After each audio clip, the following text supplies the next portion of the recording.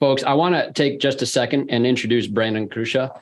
Brandon has just joined our team officially as Autoflow, longtime client, longtime friend of the company. Brandon, give us a little bit about your background. So I've been in auto repair since I was born. I left and went to the Marines for 9 years, swearing I'd never work on a car again. But then I got medically retired 11 years earlier than planned. So I came back home and started a shop. Owned Brotherhood Garage for just under 9 years. Recently shut it down due to some complications, but at one point had built it to 3 locations and about $6 million in revenue a year. Beautiful. So much easier owning shops, right? Versus military career, huh? Totally. No, thank you for your service and thank you for joining us. I'm really excited to be able to go through this conversation. And the reason I like having Brandon with us today too, some of you already know him. Brandon has immediate practical wisdom, hands-on experience with the tool. He's just a perfect trainer for us here. So that is the team that he's going to be with. He's joined with me and Michael. He's going to be working with this and some of the exciting new products that we have coming up. Now, to the topic at hand today, we always begin with a poll. I like doing this because it's absolutely awesome, spot on science, and gives us fun things to talk about. How many clients wait for service in your shop? This is one of the first questions we wanted to ask, and I wasn't surprised. It's kind of split. Now, I thought I might have seen more people say no waiters at all, but COVID days are over, it turns out. As we move back to normal, this is the norm. Very few or many. Those are the differences, but there's no none and there's no all. It is, of course, something in the middle. No big surprises there.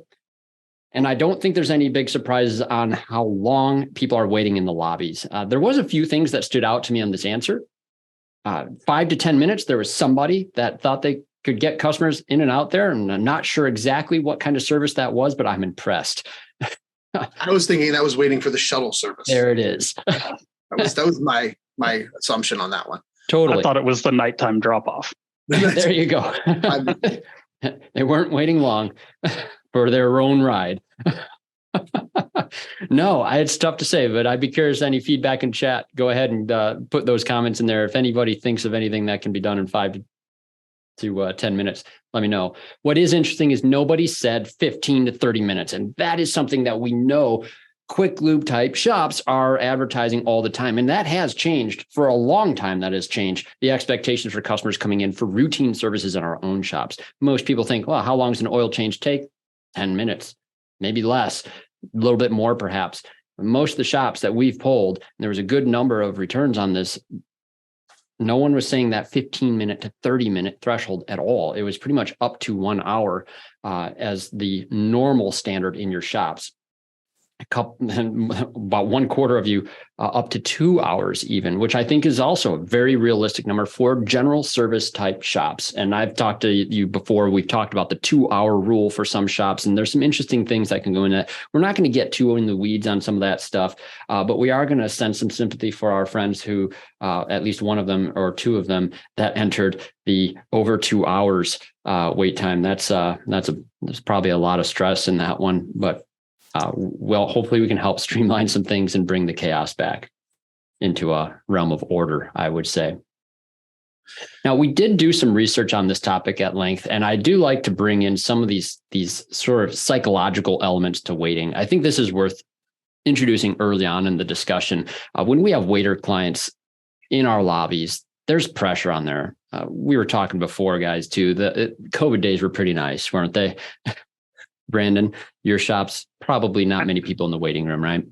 Absolutely no one. There was a lot of concierge service, but there was no waiters. Yeah. Did that change the stress level of the team?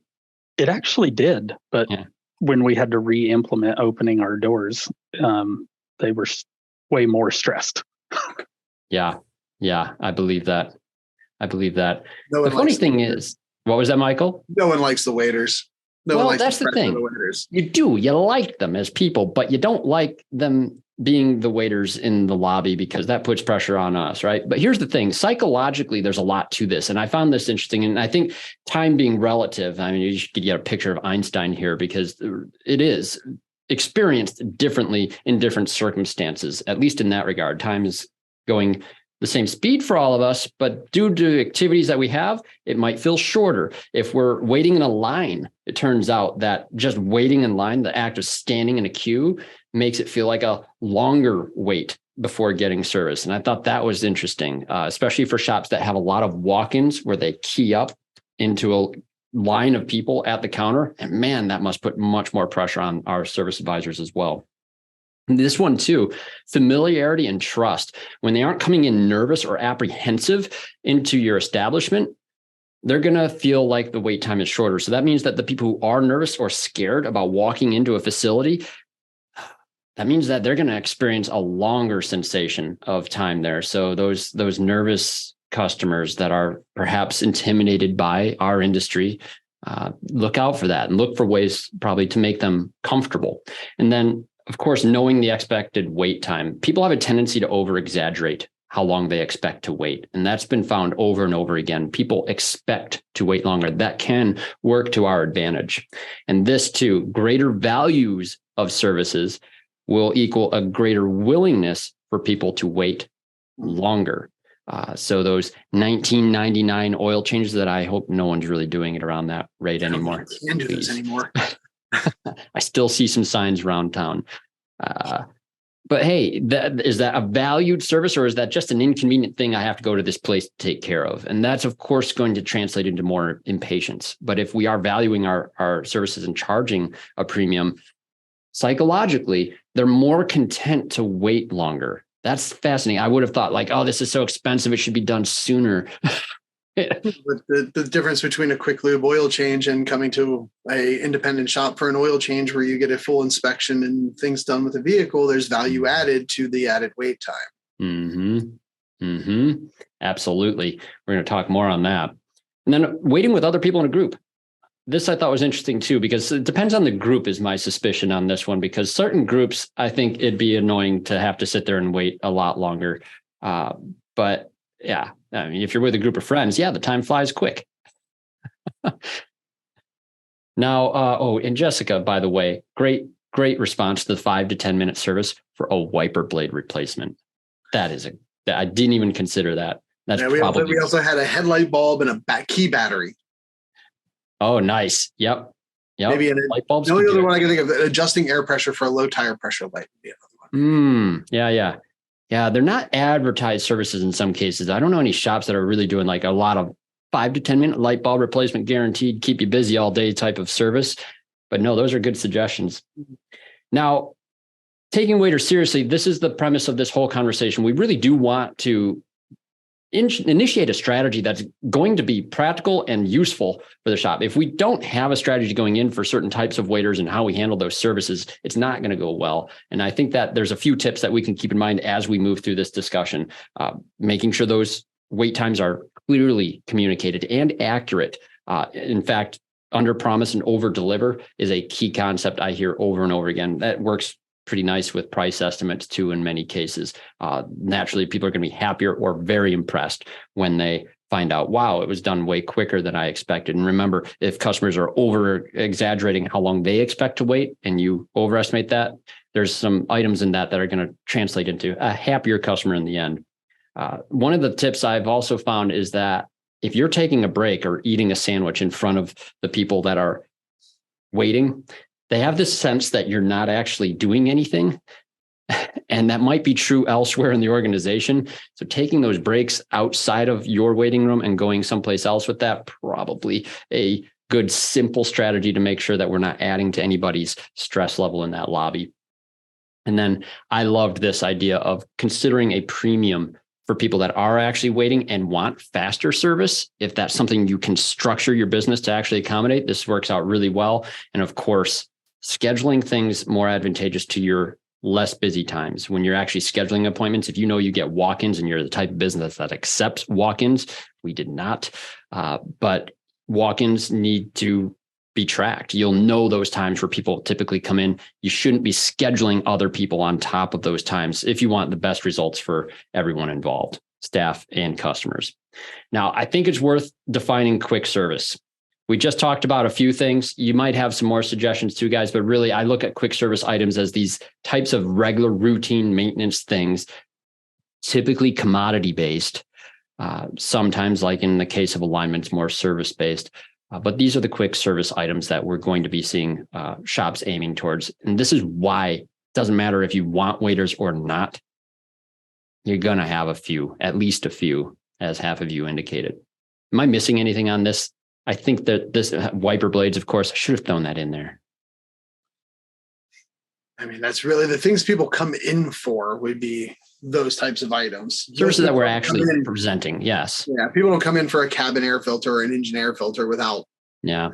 Although my grandpa used to do some secret shopping around town, and he would specifically ask service advisors about what it's going to take to do a cabin air filter on a specific year, make, and model vehicle. And then pick on them when they didn't know what the cabin air filter was or something else. And it wasn't always nice.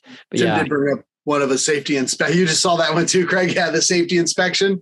That's it. Yeah, that is a good one for that quick service.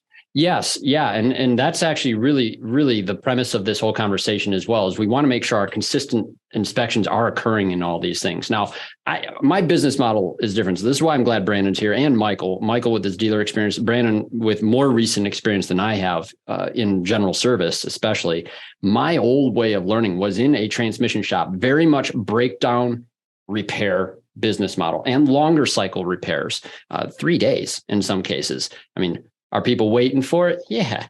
They're still waiters. Certainly is no expectation and high pressure of those things. And I observed this, though. I did notice that when we did transmission fluid services, which could take about an hour for people that would wait for that sort of thing, it took as much management effort, phone calls, management, invoice items, as much time went into that visit as it did for a major transmission overhaul in terms of my ability to work with the customer, conversations with the customer, relational information gathering, all of that. And when you have to do all that stuff in a truncated timetable, it's much more difficult. But objective 1 was simple. Get them to come in. Objective 2, separate them from the car. And this was always that teaching that, especially in transmission land, and this is mid-90s, folks, when I was first being taught this as well. It made sense to me, though, because what happens when we separate the customer from their vehicle? Where's the sense of urgency? Who's feeling the pressure more at that point regarding access to the vehicle?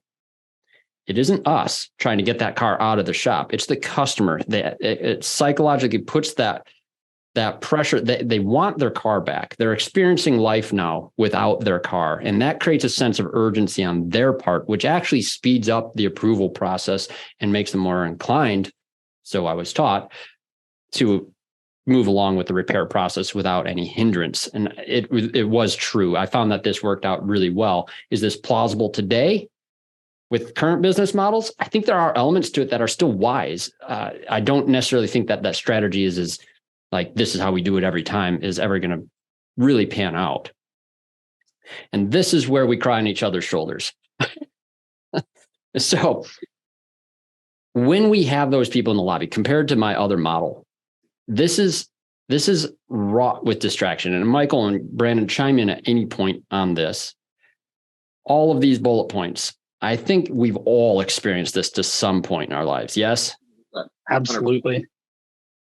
Yeah, it's anytime the process breaks down, that's when people start running around. That's when I think a term from the restaurant industry is you end up in the weeds. And that's when communications break down, things get missed, things get lost. We lose our sense when the process breaks down. Mm-hmm. Distraction's a huge one for technicians too. It's been scientifically proven that it takes you an average of 20 to 30 minutes to regain your focus once it's broken.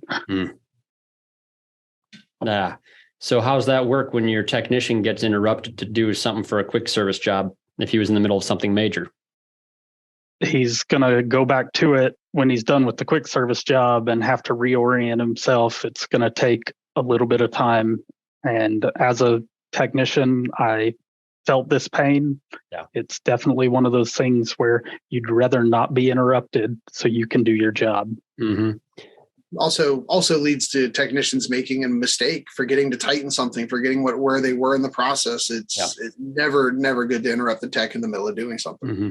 And yet every day I still meet shops that have the never say no type of a policy, and the customer comes first sort of a thing. And it seems like that done poorly, it's always putting some other customer in front of the other. That jeopardizes the accuracy or safety of the process. And I think this is where the stress really mounts, not just on technicians, but on those service advisors as well, who are trying to communicate expectations between a number of things, probably given expectations to one client about something else, maybe getting phone calls or hopefully text messages on status updates. And now you've got these people that I'm supposed to deal with right in front of me right now, just because they're here right now, maybe even unplanned and walking in. And that changes a whole thing. The goal becomes get that distraction out as quick as possible. So is that customer who's waiting getting the full attention anymore? No. Oh. Is the customer who we put to the side that's probably paying us for major repairs getting the full attention they deserve anymore? Not at all. No. If we're not structured for this hurts. And I'll personally attest to the fact that our business was not structured for waiters. One of the stories I was telling Brandon and Michael as we had this discussion, my grandpa had that radio show program, and the people that came in that were convinced they needed a transmission fluid change would come on in, and they were told by grandpa very, very, very clearly on the radio that you can wait for this service. And we had no structure for this whatsoever. And at one point, I was one service advisor to 7 different technicians, 3 rebuilders, 4 general techs, and it was chaos. I was stressed and I could not deliver it. Grandpa's going to be upset if I don't. So we've got to do that. Talk about frustration. And we put on here with that stress, potential health issues, folks. 5 years ago, a little over 5 years ago now, when I was still in the family business, that was a real thing from the stress. I found out my adrenal glands were pegged on a full adrenaline kick. And that was causing all sorts of other issues. And it wasn't a happy time in life. No. This isn't how it's supposed to be. And I put turnover on there because this is a problem in our industry. And if we have one of those pressure cooker shops where every day there's this sort of chaos, I don't know a single person alive who is going to make a career lifelong out of that sort of an element. And so it is up to us to go ahead and structure this. Now, I do think there's a better way. There always is. There's a purpose to having waiters in our lobbies. And Brandon, I know you've done this process a number of times, and I think you even appreciate the different language here too between customer and client and what our actual objective is when they're in our lobby. Absolutely. I think too often we tend to think that a waiter is somebody that we got to get in and out rather than using that time effectively to get to know them, their goals with their vehicle, and ultimately let them know that you're not like every other shop. They're not a number. They're a person. They mean something to you and you want them to come back. And that's where you can take that extra time and spend with them so they know you're different. Absolutely. So they're a captive audience to learn about the business. Absolutely. Yeah. Bob Greenwood being my coach, I mention him almost every time we have one of these conversations. I'll mention it again. Our responsibility on the vehicle is make sure it's safe, reliable, and efficient. Mr. Customer, we do this each time you come in with an inspection, and this is an integral part of the visit. So we're going to deliver those results to you like this, and on it goes. That becomes a core component of the whole conversation and the expectations that we give them. We let them know that this is what we're designed to do. We're going to take care of you today. We're going to do it as quick as possible. But our real goal is to become your repair facility. Mm-hmm. And really, what we want to know is how well we're doing towards becoming that for you. So giving that feedback and getting that feedback, opening up that conversation. There's no more confusion in that case about you just being a quick service type facility that's aimed only at getting them in out quick for a low price. That has to go out the window. Now, when it comes to the check-in portion of the process, this is where business structure really starts to change. Now, Michael, you came from the dealership model. You probably had bays and people dedicated to this, correct? Yeah, I had set bays for quick lube. I had set bays for my master techs who had multiple bays. So everything was set in a structure that even through the quick lube, I had not only dedicated lube guys, I had a porter who would bring the car in, have the car staged for the lube guys. They would already have the battery tested and the washer fluid filled. And so the process started the second the customer came in and handed the keys off to the porter. The car was going in through the process as the customer was going to the counter to talk to the service advisor. So brilliant. You have it set up that way. You can put things into play that you can tell a customer, hey, I will have this done in this process. If you're in for an oil change, it's going to go through this process. And I know every time it's going to take this time frame. And that allowed me to also have no appointment that I did run a walk-in, no appointment necessary oil change model, but I was set up to handle that load of people walking in no matter what. Mm-hmm. Yeah, no, that's the kind of thing that always impressed me the few times I ever went to a dealer, which was typically for a recall. Yeah. So, yeah. Brandon, your shop structured for this sort of thing? Yes. It's something that we had to really focus on the personnel that we had, who's available. Like Michael was saying, having the porter that's doing some of those things in our shop, it was a GS doing a lot of those things. But basically, back to your earlier slide where it says, waiting's more stressful when they don't see anything happening, when they're just in the queue. One of the huge things across the front of my shop was all windows, so they could see their car sitting there. So what did we do? We moved their car around back. It didn't necessarily go right in the shop, but in their mind it did. Mm-hmm. And now it's easier to wait.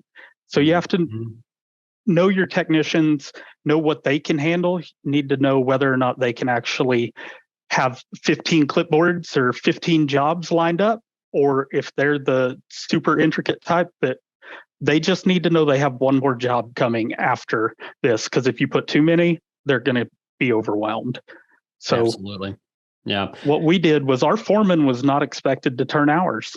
He was expected to help with the quick looks, the drop-offs. He would do the introductions with the customers if we found something while they were waiting. And then he would just make his rounds in the shop to really help everyone be more productive. I've seen that as a hot button issue in some threads where people debate these sort of things at length. And that is interesting. The foreman in your shop not expected to turn hours. Correct. But he is balancing out any of these sort of types of tickets to help them flow through. Nice. It was not abnormal for a foreman to actually do a waiter oil change. Sure.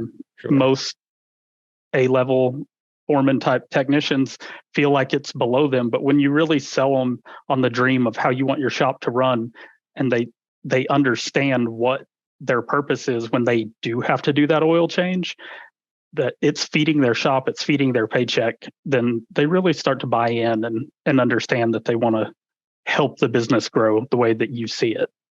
Mm-hmm. Interesting.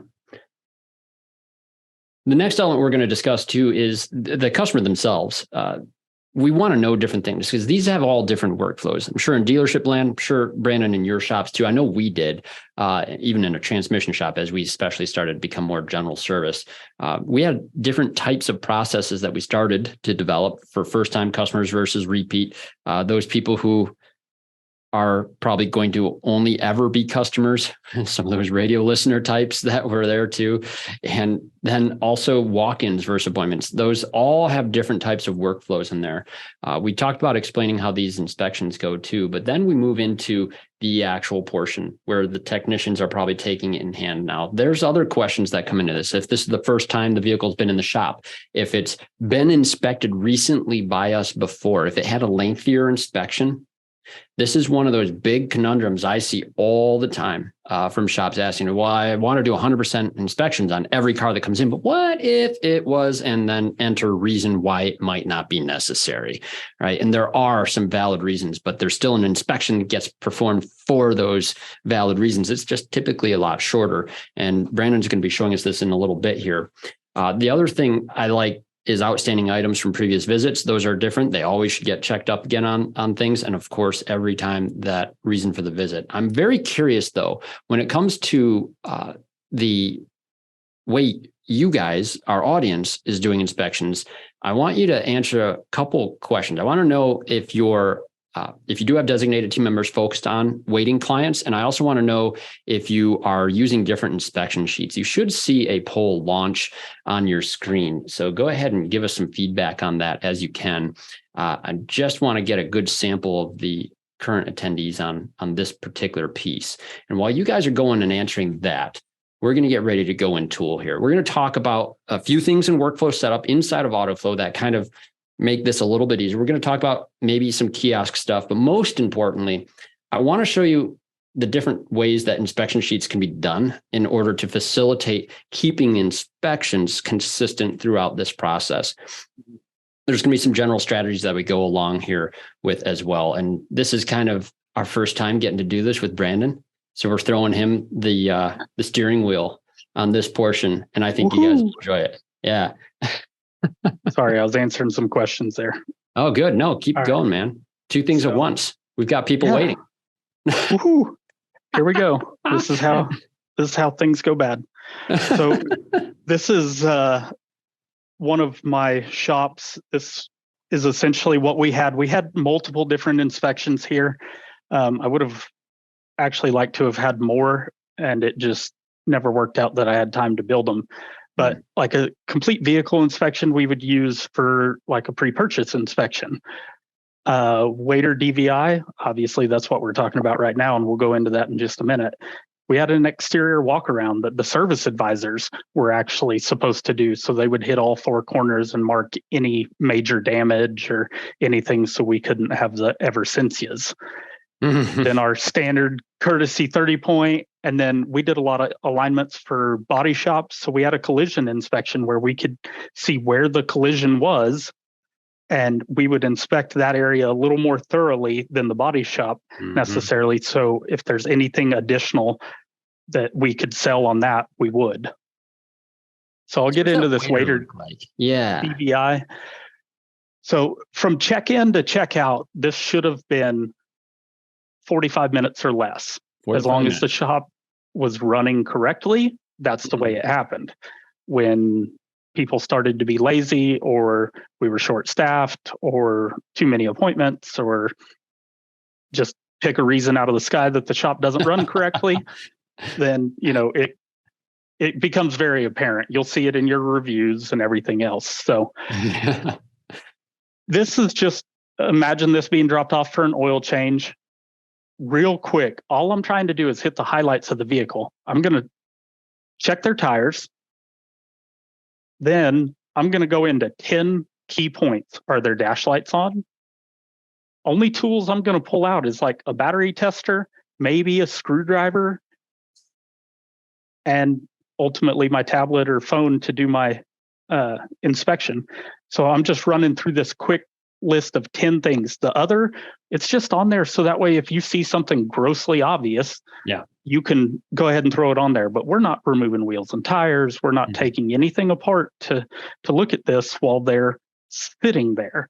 This is just clean, to give them a general overview, and it gives us a general overview of something that we can get them to either leave the car with us so we can have more time, or schedule it to come back in so we can have more time. Right. All right.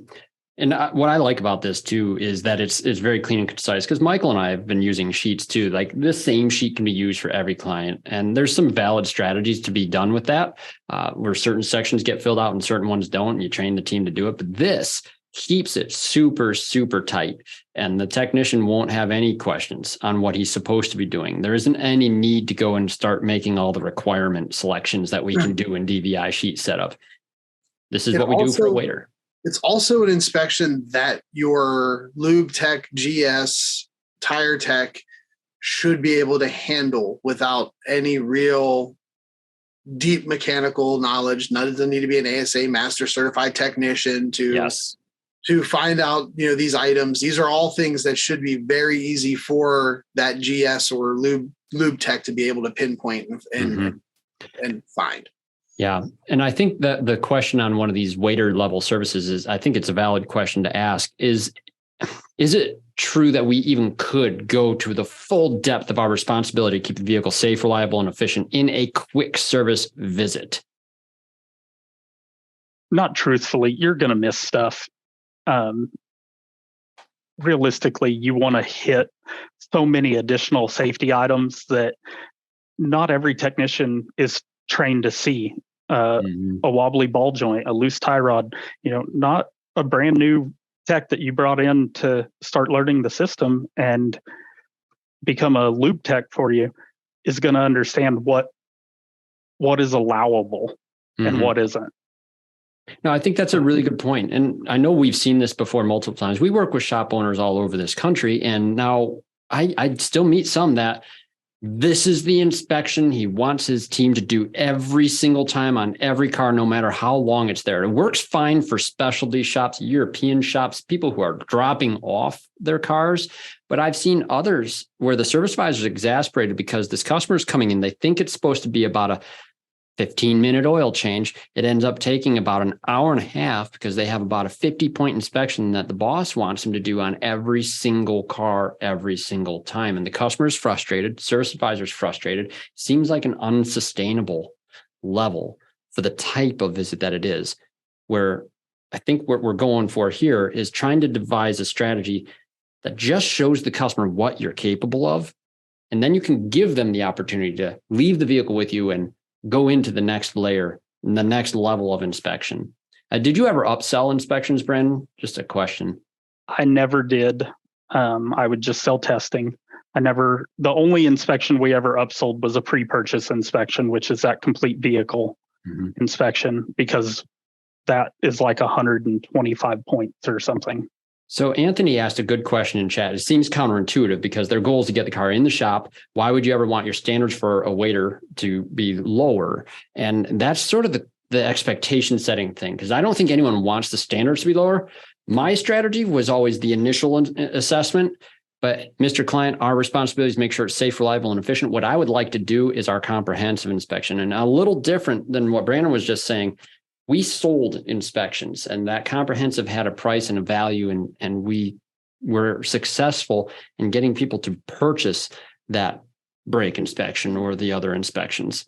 And another point that are being made up here is, different shops, different ideas on this side, but a road test and qualified tech should be part. Again, this all boils down to what we talked about at the beginning, though, with it's based on what your techs are capable of doing, and you need to build processes that are going to be attainable by the staff you have. Or if you want to put a more intensive process in place, then you need to hire you're going to have a higher level of tech doing your oil changes than you are, and you're going to be paying your tech more for an oil change and probably charging more for oil changes.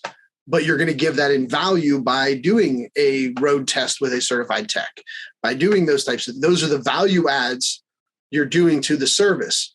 But all this boils down to knowing what staff you have and being able to build the process to fit the staff you have in place, or modifying your staff to fit the process you want. And another thing to Anthony's point, which I think is a really, really, really good question to be asking, because this is where it gets difficult. Some waiters are coming in for just regular maintenance stuff, and you've already done those sort of brake checks already. And I really think that it's important to differentiate a first-time customer whose vehicle you've never seen before. And this is where I would go with what Anthony's saying, is that if this vehicle has not ever been in my shop, and this is the first time ever we're getting a chance to look at it, my staff, I'm going to want them focused on convincing the client that a more in-depth inspection is necessary and setting that expectation for time that's really necessary. Brake checks, like if it's coming in with noise and we have to do a basic assessment, like we're going to probably look at that basic stuff. There's always basic little things that we're doing on an initial assessment. But our shop, again, we charge $90 for any initial assessment, whether it's coming in with a service light, whether it's coming in with a rattle, didn't matter what it was. 90 was the base level cost for it. It wasn't free. So again, different strategies and everything for this. Brandon, you mentioned earlier when we were talking, you have a specific approach to what would be more of like a diag visit or what I just called an initial assessment. Correct. Customer calls and has a problem. Let's say their check engine light's on or their vehicle's overheating, whatever. Absolutely bring it on in.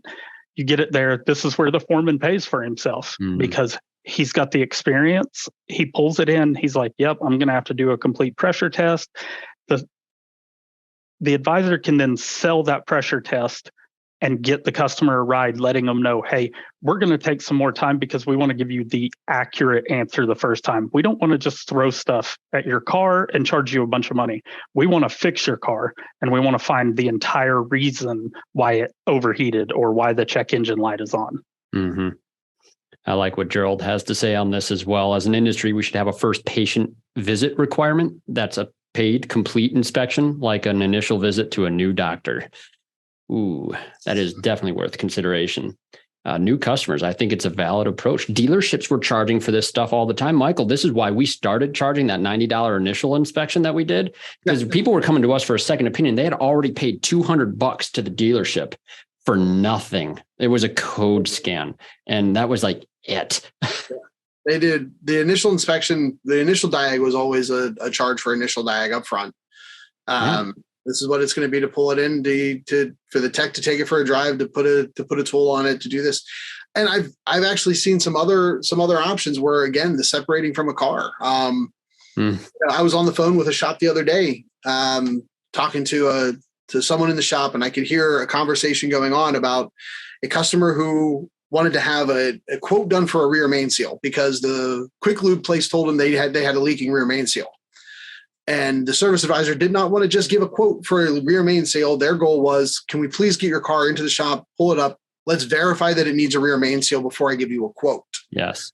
Because we have a person who's trying to get a quote for something we don't know.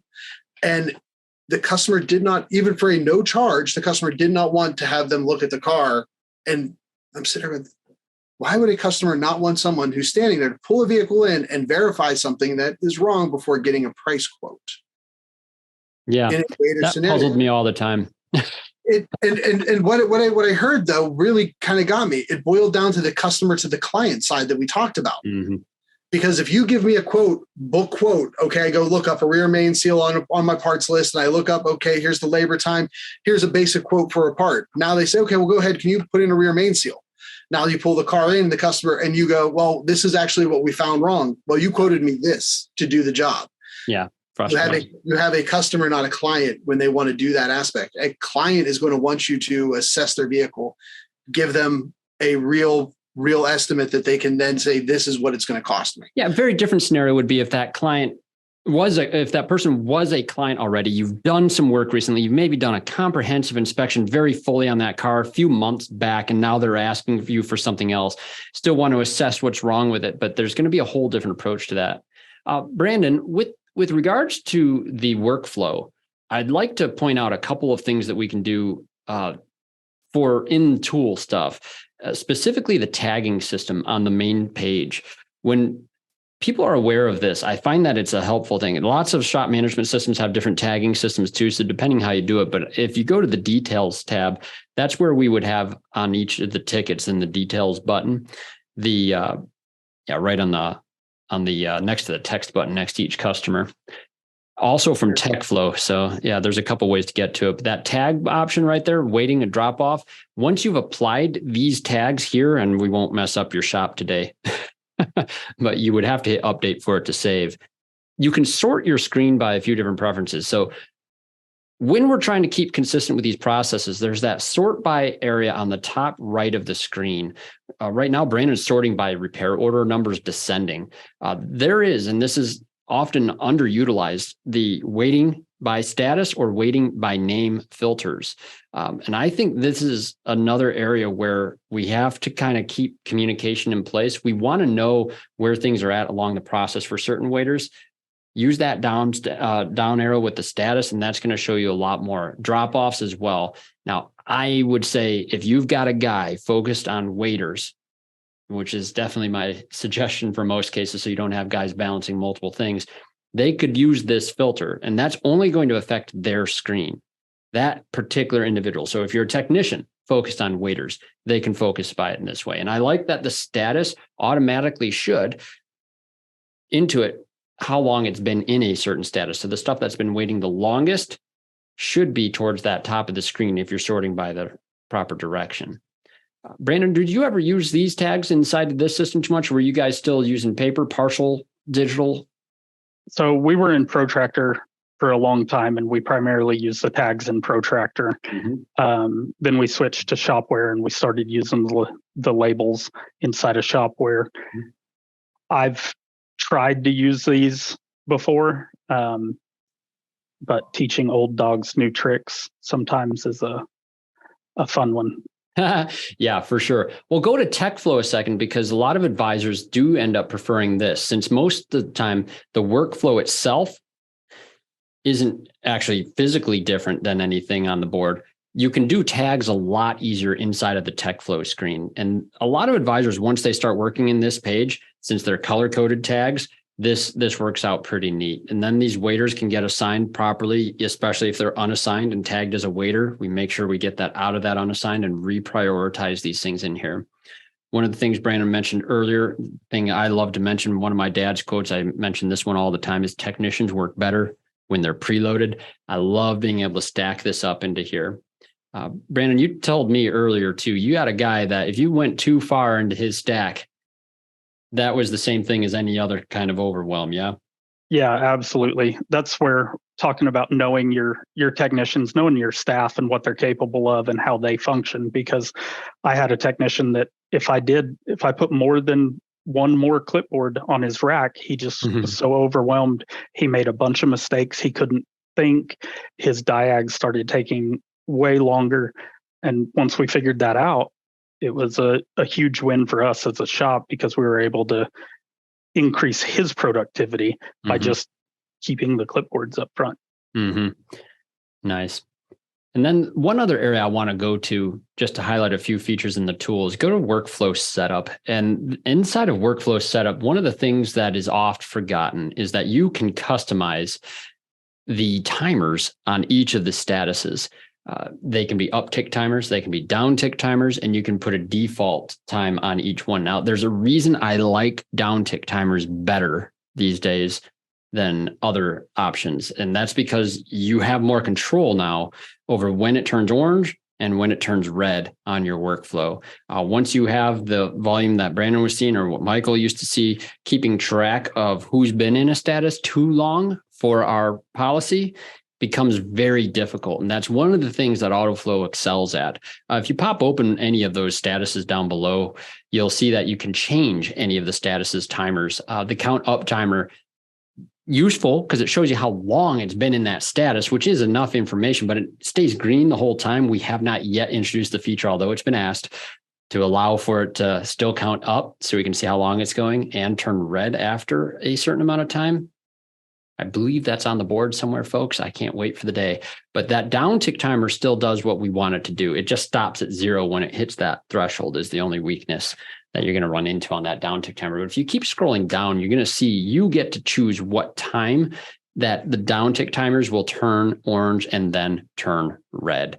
And that is where I would direct you. If you are one of those shops, and I always like to emphasize that 2-hour rule that some people have, from the point the car comes in to the point that the work gets approved, only 2 hours pass, not necessarily a waiter item, but you can start putting timers for how long each segment until approval. Those have, is it going to be 30 minutes from check-in to inspection? Allow for a 20-minute inspection and then another half hour for estimating. You can factor in that to each one of those, where if you study the times, and you can study the times in Autoflow, you're going to know approximately how long each one is in there. Brandon, did you have a preference on these uptick, downtick, reds, yellows? I did. I primarily counted up because I wanted all the data. I didn't want it to hit 0 and stop. But there were things that I had originally. I changed them later on, but like originally my parts arrived and waiting on parts delivery were countdown timers, so we could set expectations and we'd know when those parts should have been there by, and if they're not, advisors picking up a phone and calling and asking about them.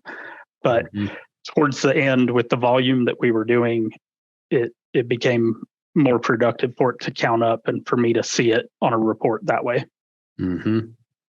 Interesting. Now, in terms of checking people in, did you ever get a chance to experience in your own shop with the kiosk? I did. Did you ever use the QR code? No. That's newer. I don't know if that's something that you realize or not too, but that's actually there so people can use their own phone or device as the kiosk instead of an actual stand. It's another strategy for shops, especially if you're one of those shops that has a lot of walk-in people that you don't want waiting in line. They can self-check in their car. It's in kiosk setup, actually. If you want to point that out, you'll go to kiosk setup in the admin menu. And that QR code's that last button. So now everybody can check in to Brandon's store. So you might want to pop that off the screen just as fast. But no, the cool thing about it is clients would be able to scan that vehicle. It's not going to do anything for you, Brandon. But yeah, that's a key thing. Then the questionnaire, setup and questions. A lot of those things that we want our service advisors to collect, this is something that programmatically works out really good in the tool. Go to setup and options on that too. And you're going to see that we even have additional variables for when people can schedule appointments if you're using this on your website. And if you go back to the questionnaire, you're going to notice one other toggle in here where ask this question only to new customers is an option, which is a key variable for me. Sometimes you need to collect additional information that is not required. And then in the service repair jobs, this is the list of the quick menu item type, common quick service items. Or if you need to drop it off or diag, this is useful too. But this is a great place. And then when you're in the customer view of this, when they're going and they get into this part of this, any outstanding DVI items are going to be there for them to select and ask the shop to review as well. There's some pretty powerful things in here that helps service advisors get data without having to expend brain calories with the individuals that might be cluttering up their lobby on any given day. So these exist like this for streamlining that process. You don't need to have the pedestal like you're doing your baggage claim tags at the airport type of a scenario. People can do this from their own cell phone. And a lot of people have taken to going with that QR code, laminating that, putting that at the front counter or putting some other poster or professional looking display together to scan here to check in. And they go right through that process, especially if they're already an appointment in Autoflow. Boop, it'll recognize them and they only have one button to push then to check in and they have to bother no one at the counter. I had some fleet customers that would use this often where they would drop them off at the end of the day. So after we were closed, rather than filling out the night slip drop box, they'd just go ahead and check their car in. Yep. How'd that work? In the beginning, it was a little maddening, but once the advisors got used to it, it was great because now those cars that you know which ones came in first, you can literally do a first in, first out. Yeah. Were you on the Protractor integration at that time? Yes. Yeah, that one is the one that had the ability to actually start the ticket inside a Protractor as well. Yeah, Pretty useful. Was very useful inside a Protractor because it showed up in both systems. Mm-hmm.